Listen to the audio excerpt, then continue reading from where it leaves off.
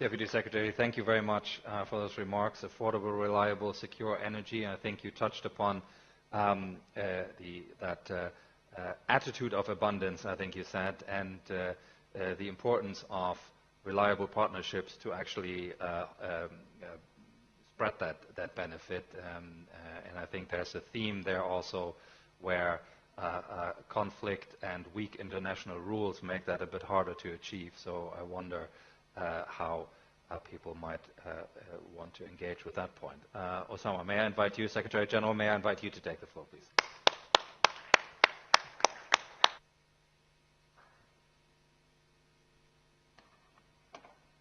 Thank you, Sebastian. Thank you very much. It's really a great pleasure for me to be back to Manama Dialogue. And I would like to start by thanking IISS and the Kingdom of Bahrain for the invitation, the warm hospitality, and definitely the excellent organization. And also, it's a pleasure for me to be here among these distinguished panelists talking about the topic of today's session, geopolitics of energy. And I think it could not be more important or timely as this time, and also specifically for our region, the Middle East and the Eastern Mediterranean.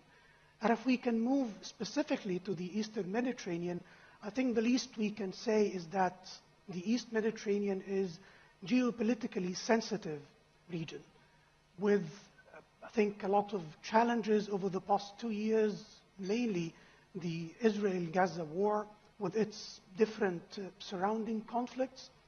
And what's happening is definitely impacting not just the region, but actually the impact goes beyond the region, and it's not exaggerating if we say that it also impacts the whole world. Having said that, I think it's important also to reflect that our region is quite sensitive because not just of the war, but the different shifting influence and competition for power is also adding to the complexity and the geopolitics of our region. I think it's, in spite of what's happening and this geopolitical sensitivity, also the region has a lot of potential for energy resources. Gas already discovered, in addition to more gas potential to be discovered, also massive potential for renewables, solar and wind.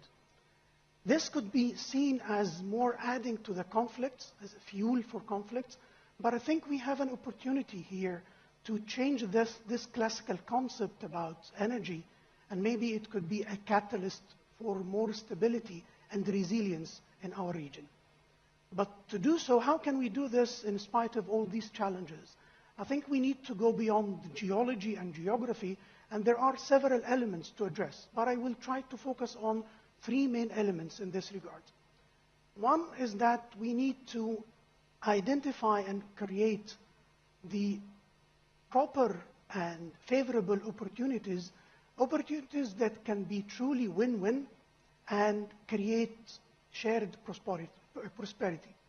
The second element is that we need to also to develop policies and environment that are conducive to attract more investments, which are very important to create difference on the ground. The third element is about technology and technology sharing and creating infrastructure that can create a more integrated region that achieve energy security. And maybe I would like to take advantage of these 3 elements and to move to talk about the East Mediterranean Gas Forum. Because the mission of the East Mediterranean Gas Forum is quite in line with these objectives and these elements. We are supported in this mission by the unique convening power that we have at the EMGF, not just of governments, but also of the industry and regulators, to create more projects, to create interconnectivity for shared prosperity.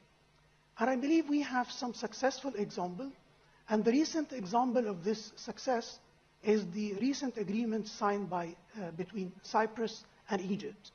And they are definitely win-win. They are good for Cyprus because it will allow it to develop its gas discoveries that have been discovered for a long time. It's good for Egypt because some of this gas will satisfy the local demand, and some of the gas will be re-exported through utilization of LNG capacity in the existing infrastructure.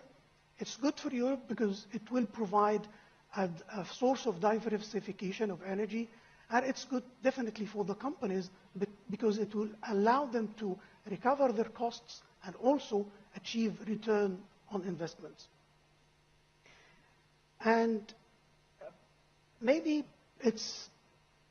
this sounds much easier or simpler than it really is, because it's not just through energy or energy connectivity we can achieve stability in our region. There is a very important element that we also need to address, which is a horizon for a political solution, which might seem quite difficult or challenging given the situation that we have been through over the past 2 years. But I believe the agreement signed in Sharm el-Sheikh last week and the Peace Summit and President Trump's 20-point peace plan give us some hope.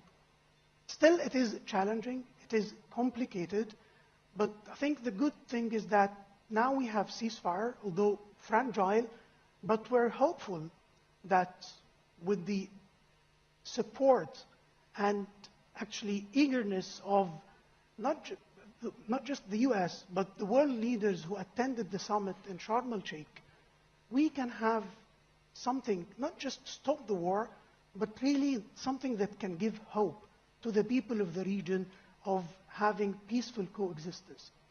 And maybe one important thing also is that we don't have any other alternatives.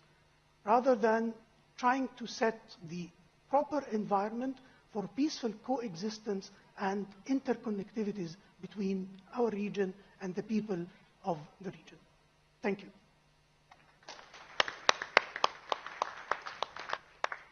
Secretary General, thank you very much for those remarks. So identifying opportunities for shared benefits, ways to attract investment, and technology sharing as a route to a more integrated view of energy security.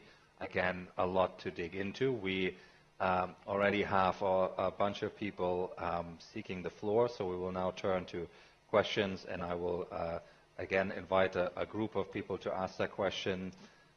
I encourage others to still join the queue, and as I say it, it does happen magically. Thank you very much. We'll start with Badr Al-Saif from Kuwait. Thank you, Bastian, Your Excellencies. Thank you for the presentation. My question is to the ministers from the Czech Republic and the Netherlands. Obviously, energy security is an important aspect of the relationship between the EU and the GCC, and we welcome the diversification that you guys are doing as we are diversifying out of the Gulf. But there has to be a full-rounded view of energy security because, as you know, there has been concerns from our side, namely from the Qatari side, and the US has joined those efforts as well in terms of the corporate sustainability rules that have been applied on the LNG contracts. And I know that there has been some discussion following the joint US-Qatari letter, and even prior to that, concerning some modifications on this issue. Where do we stand with this modification? Do you think we will see something soon? Thank you. Thank you very much. From the United States, Jonathan Bass. Hi, I'm from Argent LNG, a development project in Louisiana, lifting 25 million tons. My question to you is, how do we continue to fund these projects when companies like Woodmac are saying that energy is going to be abundant and cheap and the banks aren't willing to lean in? And how do we make a bet in the future against that? Thank you very much. And from Oman and the Young Leaders Group, Hailana Al-Busaidi. Good evening, everyone. My question is for the representative from the Netherlands. Given Europe's shifting its security landscape, how does the Netherlands view the importance of strategic partnership with non-European allies, specifically in the Gulf region?